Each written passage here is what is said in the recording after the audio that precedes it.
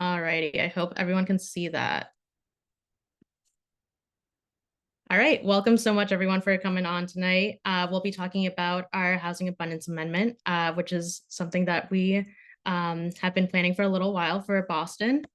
Our run of show tonight will be a brief introduction, followed by an overview of what the Housing Abundance Amendment is, the framework, and the key tenets of that. Will also be followed by two guest speakers, which they will introduce themselves. They're in this room, Intia and Joshua. Thank you so much for joining and becoming guest speakers on here. They'll tell you about their own experience in their own advocacy as a Boston resident, which Intia is, and Joshua as a Somerville resident to round out that urban core feel. And then we'll get into our organizing strategy and highlight our partner, the Queer Neighborhood Council, which we are going to work with very shortly on an event coming next month. Recap, and then followed by a brief Q&A, and off we go into the night.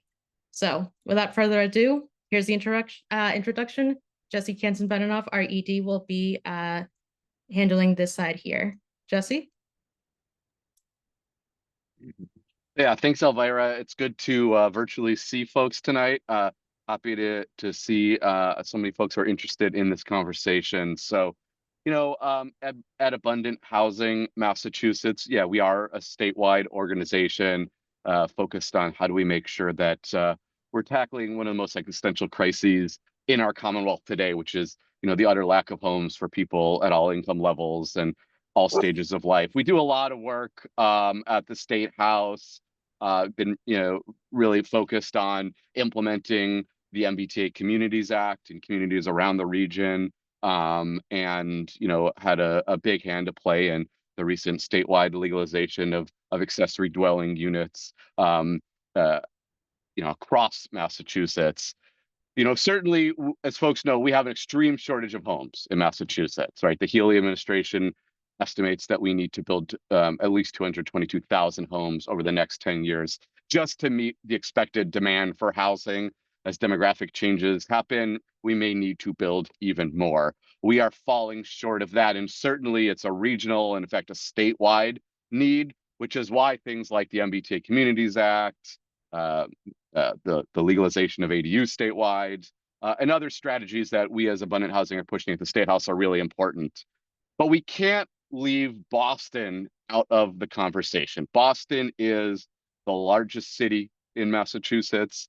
It is the urban core. It is the largest city in New England, and it's the economic hub of our state and our region.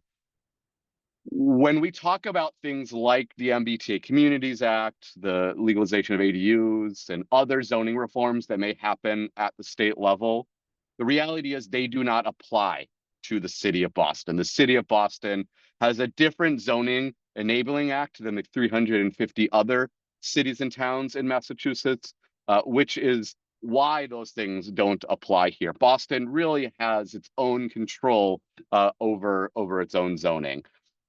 From our perspective, it simply isn't acceptable that you can build, for instance, an ADU on most residential land in Massachusetts as of right, but you can't do that in most neighborhoods in the city of Boston, for one example.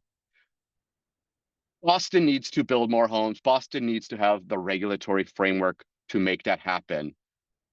We have at Abundant Housing been strong supporters of initiatives like the Squares and Streets rezoning, which has focused on creating modernized zoning in some squares and commercial corridors in the city of Boston.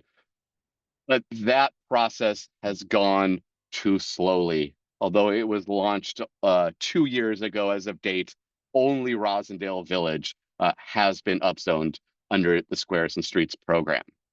We need to do more here in the city of Boston.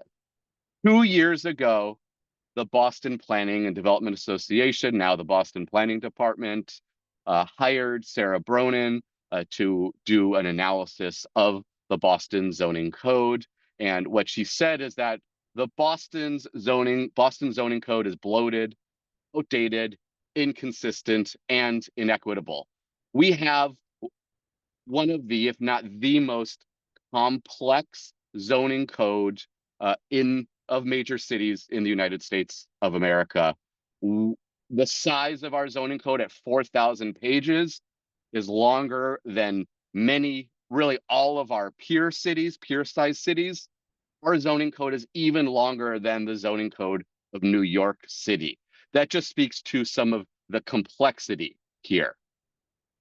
While in recent years, the city of Boston has invested in increasing subsidy for affordable housing development, which we have been strong supporters of, we do not believe there has been enough focus on how do we unlock the ability to build a variety of types of homes, more moderately sized and priced homes on the market for people who may not be eligible for low-income subsidized housing. Some steps that the city has taken, like that Squares and Streets initiative, or a pilot program to permit accessory dwelling units, has been important, but it has simply not been enough. It has not been comprehensive enough, and it has been very slow. The mayor did, for instance, announce an initiative to legalize accessory dwelling units in her State of the City address in January 2023. Here in September 2025, it has still not happened.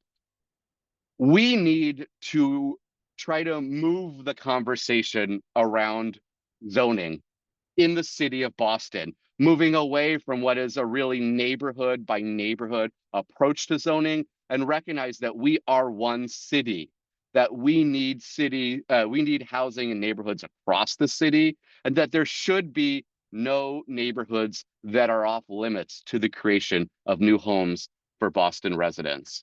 So the Housing Abundance Amendment is an opportunity for us to advance the conversation here in the city. We're launching it at this time so that we can hopefully get it involved in the mayoral and city council elections, the preliminary, which we just had on Tuesday, and the conversation will continue through November. We want to make sure that the next mayor of Boston, whether it is Michelle Wu or Josh Kraft, is prepared to lead on this, and that we have champions on the city council who understand the necessity of making these changes. So again, at this point in time, the Housing Abundance Amendment is an idea. We're going to get into the details in just a few minutes. We don't have it written into a formal zoning amendment yet. Our goal would be to build the political support for that to happen in the next city council and mayoral term starting in 2026. We also do need to do work to build a coalition of individuals and organizations in every Boston neighborhood to help make this happen. The ideas that we are presenting tonight are the basis from which we're starting, but we recognize that as we move forward in this process, there may be tweaks and changes that happen. I think, what I would like to close with is a recognition that building more housing, including building market rate housing, is a strategy to reduce housing prices. We have seen other cities around the United States, like Austin, Texas. A number of Austin councilors visited our city last December and had a conversation with the city council. And we learned how massive production of new homes. In fact, in the last couple of years, the city of Austin permitted more new housing than any other city in America. And as a result, it has resulted in 20 to 23% decreases in the cost of rental housing in the city of Austin. We have seen that in cities like Sacramento and Minneapolis and other cities around the country who have done comprehensive citywide zoning reforms to bring new homes to their residents. We believe that can happen in the city of Boston, and the Housing Abundance Amendment is our strategy to help advance that conversation. I think that we recognize it's one tool in the toolkit, but we believe it can be a very, very powerful tool. So I'll get off my high horse now. I'm really excited about all the work that went in to getting to this point where we're beginning to talk about it more publicly, and look forward to working with many of you, in the weeks and months ahead to really make this a reality. So I think I'm going to turn it over now to Mike Kreisberg, our policy and advocacy manager, to talk in more detail about what we are proposing as part of the Housing Abundance Amendment. Again, I want to thank you all for coming tonight and look forward to talking to you all soon. All right, well, thank you, Jesse. And before we go to the next slide, I do just want to highlight, of course, the goals of the Housing Abundance Amendment here. I mean, I think at the very top level, it's pretty basic. We want to lower prices for affordable and market rate homes. We want to, in doing so, reduce displacement. We know that the biggest driver of displacement is exorbitant housing costs. If you're not able to afford to stay in your home, you'll have to leave. So by lowering prices, we hope to reduce displacement. And then when we're getting into the policies here, we also, of course, want to improve public transportation. I live in Boston. I'm sure most of the people on this webinar live in Boston, and we absolutely rely on the T to get to work, to get to friend's house, to get to the grocery store, to get to the doctor's office. If the T doesn't function, then Boston doesn't function, and we need to invest in our housing if we really want to invest in our public transportation. So those are the top three goals, and ready to go to the next slide here that has each of the policies. So, as Jesse mentioned, this is currently a policy framework. The goal is to turn this into a zoning text amendment in 2026 that we'll submit to the Zoning Commission. We are going to, as we begin this campaign, we're going to work with members, elected officials, and other stakeholders who are acting in good faith to turn this really into a workable zoning text. Another thing I want to harp on is that, as Jesse mentioned, is that guiding this Housing Abundance Amendment is the idea that Boston's zoning code is broken. It is layered with districts, sub-districts, overlays. I'm sure Antia can talk about the rest, but it's really a mess. And in addition to some of the other action items we have for you after this webinar, I encourage you to go into the Boston zoning code, look up your neighborhood, and you try to figure out what you can build in there. It's really unbelievable. But I digress. The zoning code is pretty much completely incomprehensible to anybody who is not a seasoned developer or has the resources to get lawyers or the support to work their way through the zoning code. If we make the zoning code simpler and easier to understand, then more folks can be part of building the city that we really want to live in. So building on that, the first policy here is building the next generation of housing by legalizing residential buildings up to 6 stories citywide. Now, of course, this policy takes inspiration from some of the recent zoning reforms that passed in the city of Cambridge, where they legalized 4-story buildings by right with an additional 2 stories by right if the project is 20% affordable and based on the size of the lot. But basically, if this can work for Cambridge, then there's no reason that it can't work in Boston.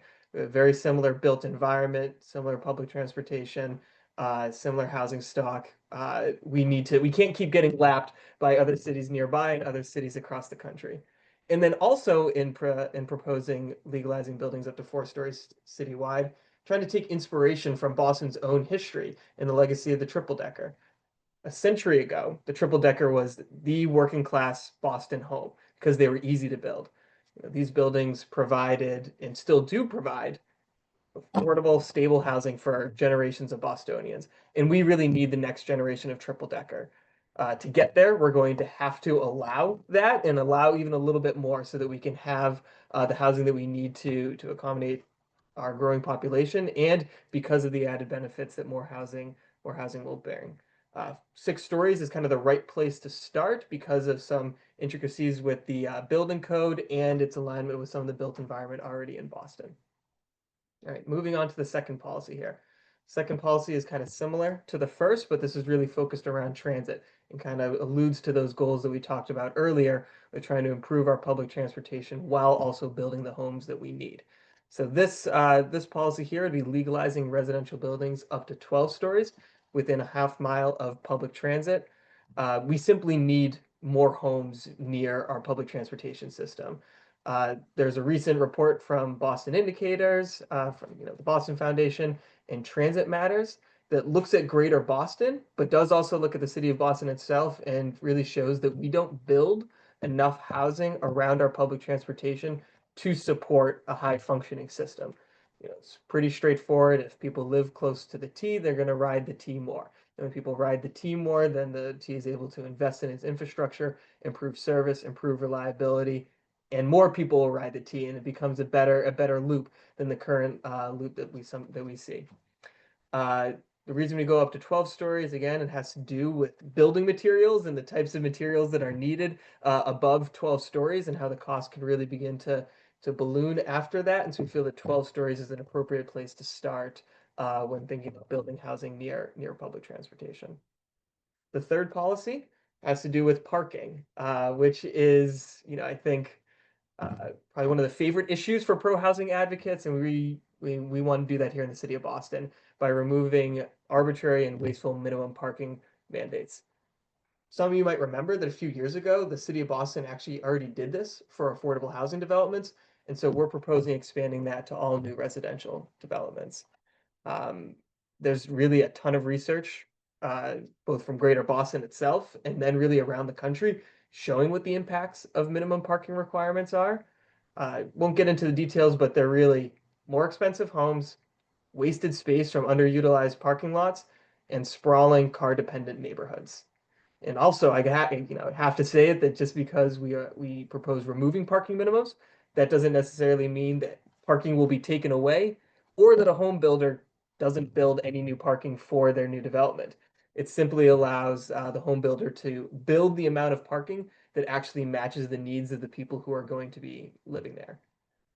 Cambridge has done this. Austin, a city, that was mentioned earlier and is like almost twice the size of us and has way worse public transportation than us, has already done this, and Boston really should be the next city to take this lead. And then, thank you, Josh, Somerville too. And the last policy here, and Jesse talked about this a little while ago, is legalizing ADUs across the city. ADUs are small homes that can be adapted to serve a variety of people, seniors, young people, individuals with disabilities.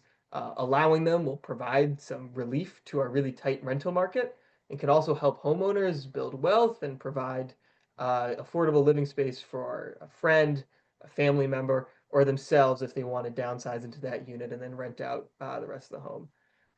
The state legislature lapped Boston last year, as we talked about in the Affordable Homes Act. So everywhere else in the city or in the state, you can build an ADU, but not in the city of Boston, except for the neighborhood of Mattapan. We need to fix that, and so that's why the legalizing ADUs is the fourth policy pillar of the Housing Abundance Amendment. And before I pass it back, I just want to get to the last two bullet points here, in that the purpose of these reforms is to make it easier to build market rate homes and affordable homes. Of course, under the city's inclusionary development policy, developments over a certain size need to provide affordable units. So if we make it easier to build market rate housing, we could also make it easier to build affordable housing, and really want to underscore this point that we need both if we want to make Boston truly affordable. We need more market rate housing, we need more affordable housing, and that really starts with making it easier to build housing of all types.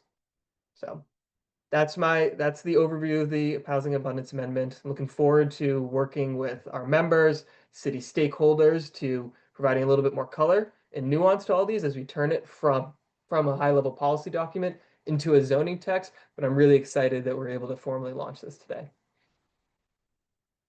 Thank you, Mike, and thank you, Jesse, for setting the table, giving us context, and enumerating the key facets of this amendment that we have going on.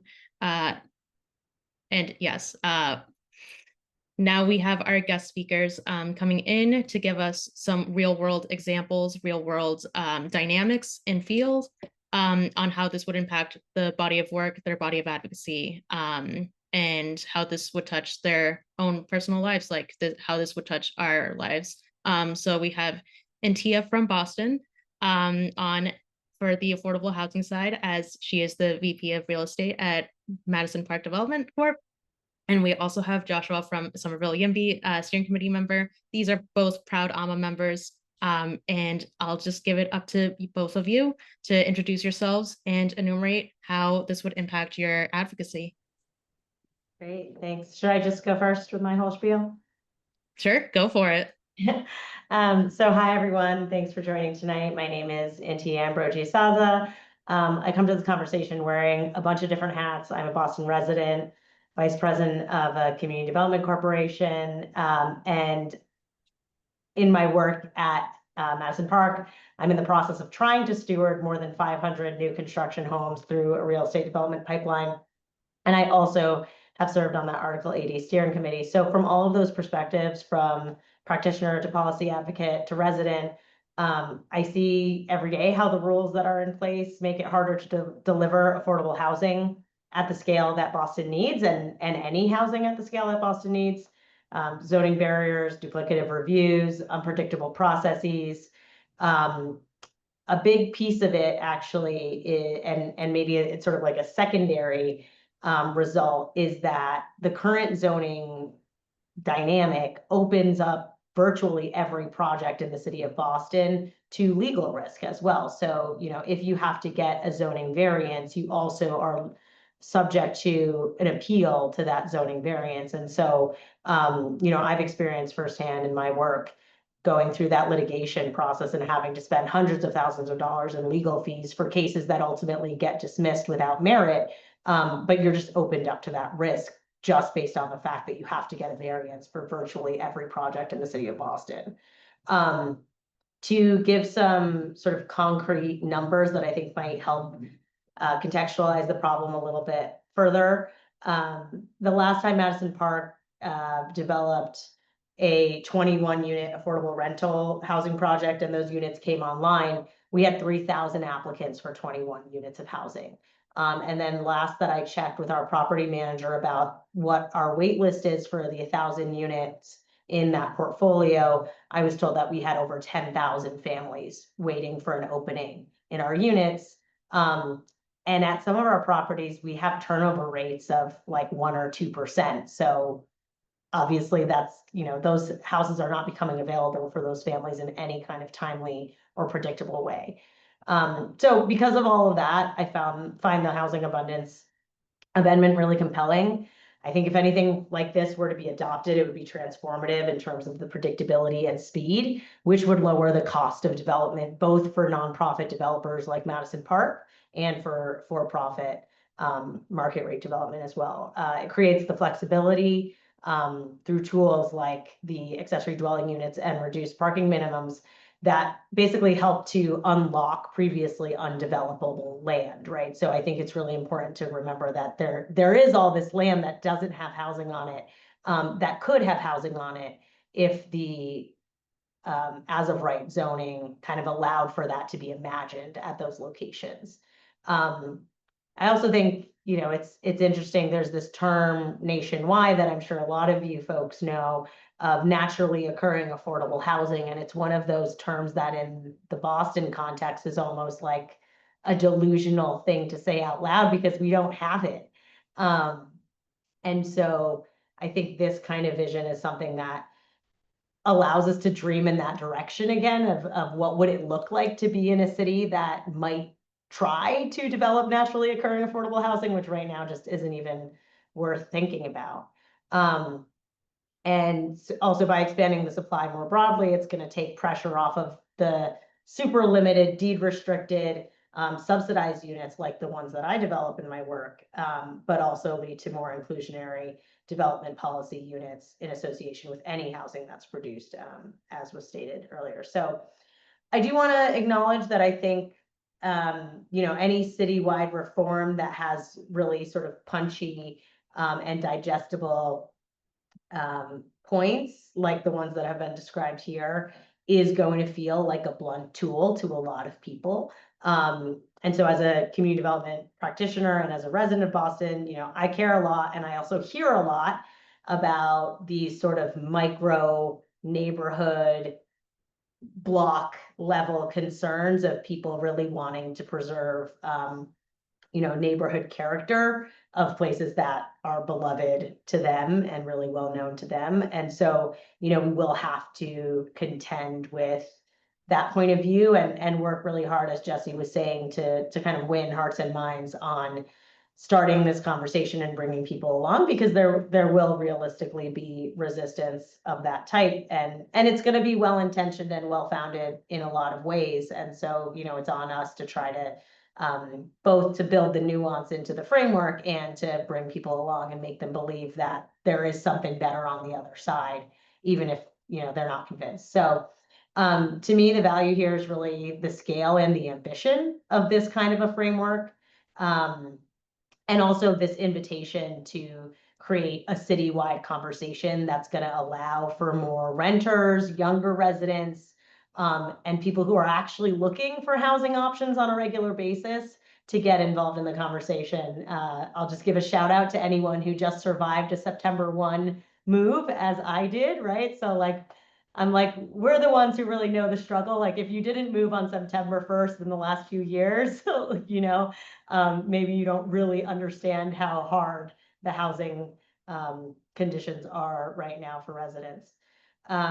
So to me, I think that this level of ambition and scale is really what we need to be having a conversation about in Boston. And so I'm really excited to see what this group of participants on this webinar tonight kind of does with this effort, and how we move it forward with this framework and game plan that Abundant Housing is providing to us. So thanks to Jesse, Elvira, and the whole Abundant Housing team.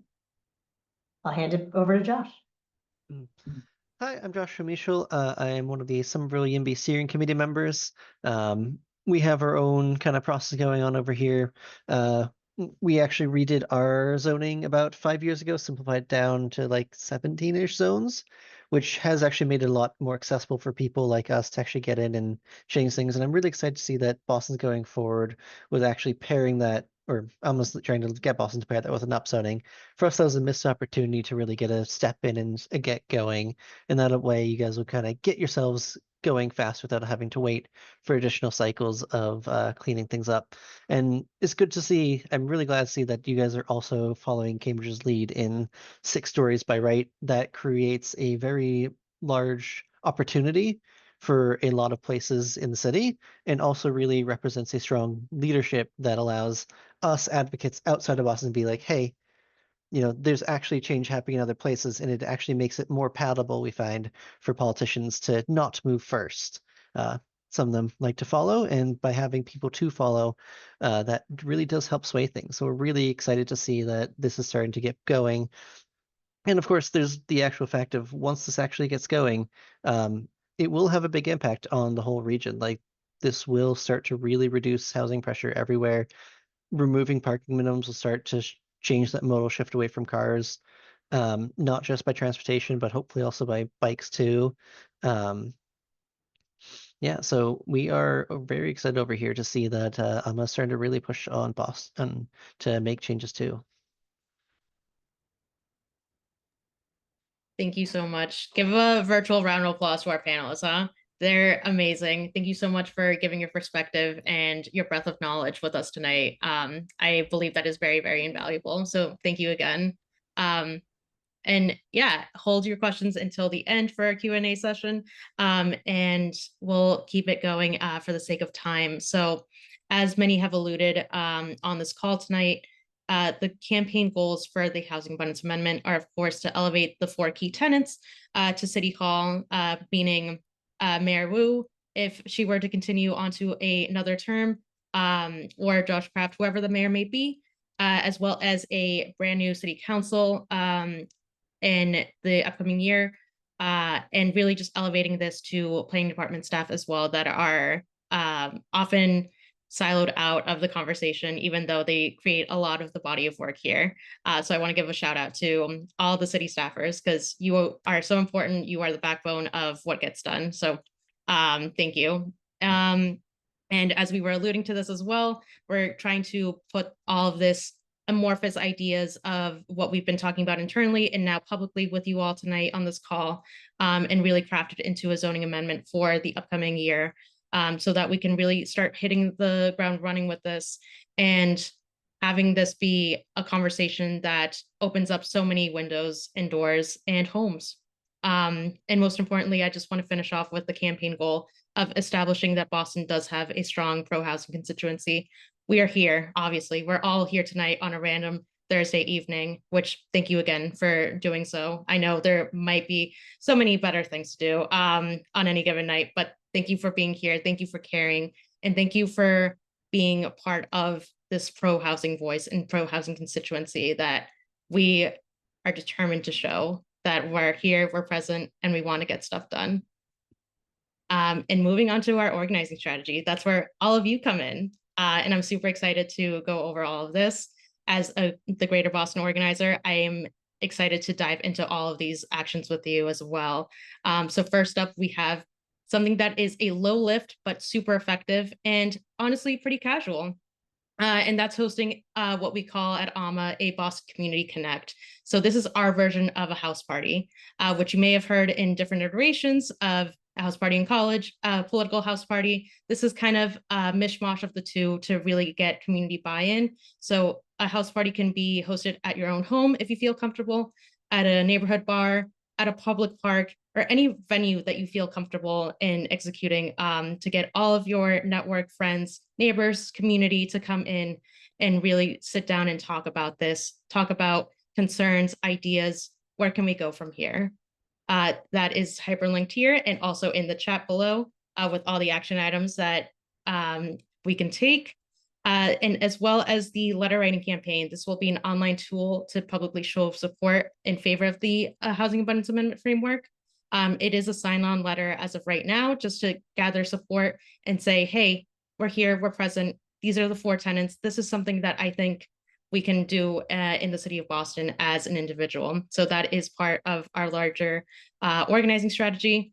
And of course, for resources and in length to have a description of what the Housing Abundance Amendment is, other than what was enumerated tonight. It really goes in depth a little bit more on how the framework would impact Boston. There's different data sets and key points that you can follow as well.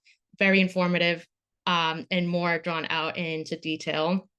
And then lastly, but not least, this is the event that I was alluding to earlier that will happen next month in October. We are planning to host in partnership with our friends at the Queer Neighborhood Council to really say housing is important. You know it, I know it, we all know it. Let's talk about it. This will be hosted for the at-large city council candidates, and it will be at Roxbury Community College. We have an amazing space. There is a short distance from the Roxbury Crossing T-stop on the Orange Line. And if you must, there is parking available as well.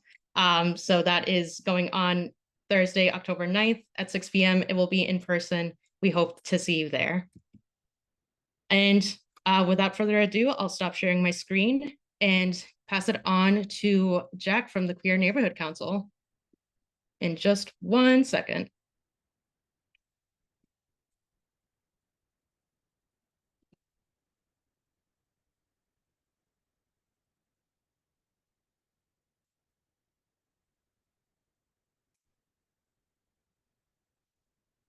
Technology should be way more streamlined than this. Hello.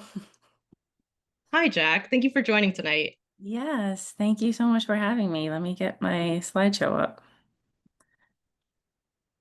Okay, can we all see this? Yes. Okay. Thank you again, Elvira, and to all of the Abundant Housing Massachusetts team. Happy to be here. My name is Jack Imbergamo. My pronouns are he, him. I'm the executive director and co-founder of TQNC, the Queer Neighborhood Council. And I'm excited to be here. TQNC, I'm going to try to make this as brief as I can in the interest of time, but so we were founded 2 years ago on the belief that LGBTQIA people deserve to safely exist as our whole selves. We are a grassroots nonprofit fostering queer joy, advocacy, and arts for Greater Boston's LGBTQIA and ally community. And we, along with our AMA partners, also believe that Massachusetts is for everyone. We had developed, when we first were founded, a 7-month community assessment needs for our folks in the Greater Boston area to identify key issues problems that were most on fire, and housing related issues were the top four that were most on fire for affordability, discrimination, and tenant rights and education. So I'm going to talk a little bit about why housing is especially a queer issue. We have to take affordability into account.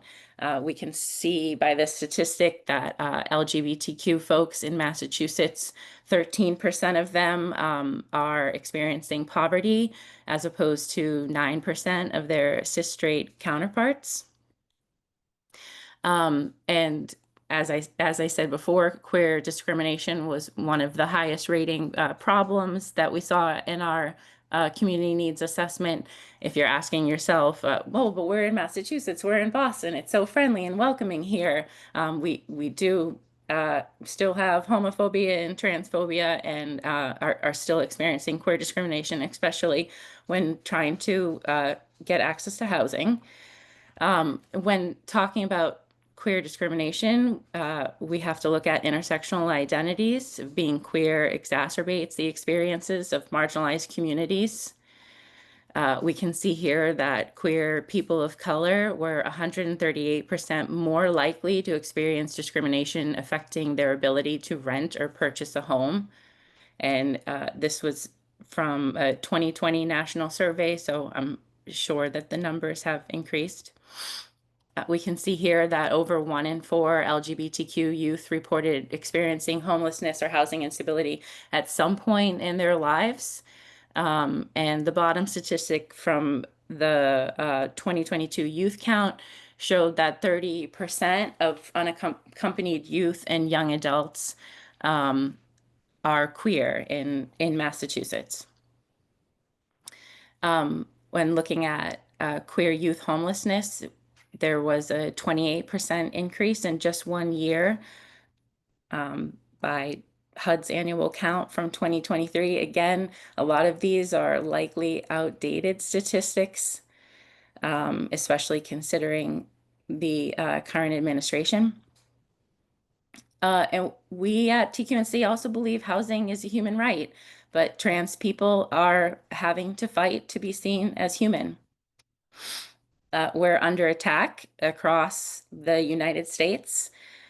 In 2025 alone, there have been 987 anti-trans legislation bills introduced.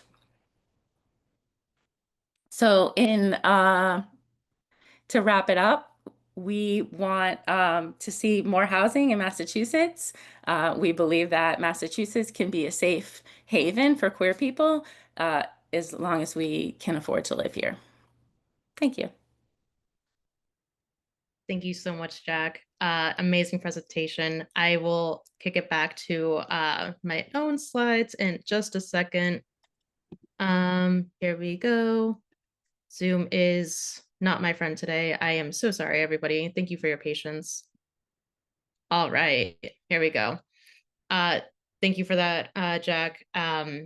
As you may gather from my background here, I am a proud member of the LGBTQ+ community. I am also, if you see my Rosendale poster that I got at Birch Street, right in Rossi Square, you'll know that I am a lifelong Bostonian, proud to be born and raised here. And I'm so fortunate and happy and grateful, and so many other adjectives, to have been given the opportunity to stay here, to have my family be able to plant roots here as immigrants in the early 80s and 90s. So that opportunity is no longer feasible for a lot of families and individuals across Boston and Massachusetts. And so our mission at ALMA is to make Massachusetts for everyone. So in conclusion, just wanted to wrap it up a little bit with the Housing Abundance Amendment Framework works and the key goals and the overarching goal, which is to make sure that we are heard, not just as a pro-housing community constituency, but that we are able to move the needle on a bunch of these things, like parking minimums, which I feel has a bad rap because of the knowledge gap there. But we as advocates as community members, as people in the state, we'll try to push that needle a little bit more. ADUs were legalized statewide. Why can't we do it here as well? So those are the 4 key tenets. They're also going to be put back in the chat. And we're going to send out a follow-up email enumerating all of these things and all the actions. So once again, please sign up to become a Boston Community Connect host. It will be a low lift, something to engage the community, your own network with, but it will be very effective in the long run to help us introduce this good word to the rest of your folks. Submitting a letter through the letter writing campaign, which will be a sign-on letter to show support in enumeration of the framework that it was presented here tonight in this webinar, and joining us and our partner, the Queer Neighborhood Council, to ask Boston City Council at-large candidates what they feel on housing, IDPs, squares and streets, all of the stuff that was named here before. And most importantly, we're here, we're going to show that Boston has a strong pro-housing voice. So to learn more, please visit our website or email me directly, and I will stop sharing my screen. And we have just a little bit of time for questions if possible. Feel free to put them in the chat and we'll try to answer them as best as possible. And if you don't have any questions, that's fine too. I can let you go early and we can get going on this work.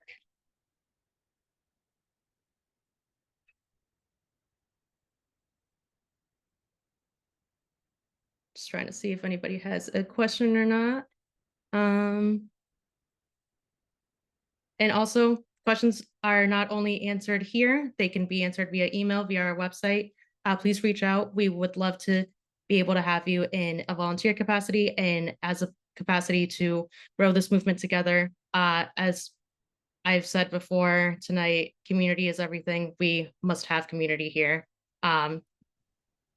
I'll just say one thing to sort of personally volunteer, that if anyone ever has any curiosity about how does affordable housing actually work, and it is a complicated thing that I think there's a lot of misconceptions about. So please feel free to look me up on LinkedIn or on the Madison Park website and shoot me an email or a message. And I'm always happy to do sort of like coffee chat one-on-ones with folks who are curious about the work that we do. Thanks. Thank you, Antia.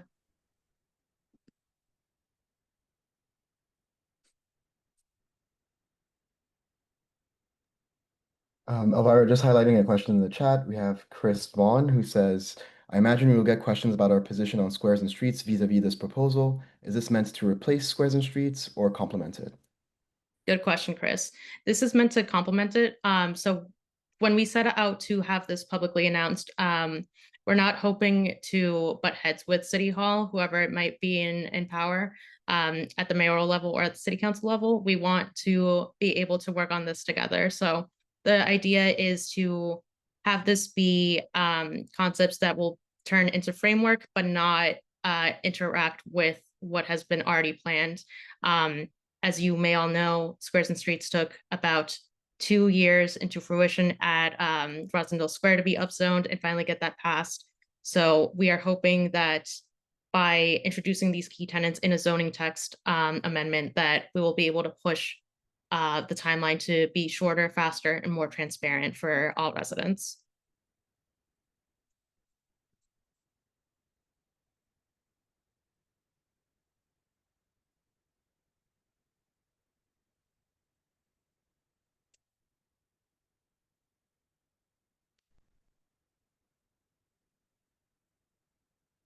All right. If there's no further questions, I can give you 10 minutes back of your evening. Once again, thank you so much to everybody who jumped on the call tonight. I really appreciate your time, and I'm excited to get to do this work with all of you here. And thank you to my fellow colleagues at AMA for helping me put this together, and to our panelists, Antia and Joshua, for giving their perspective. And thank you again to all of you for giving us the time, your effort, your energy. I hope to see you soon. Have a great night.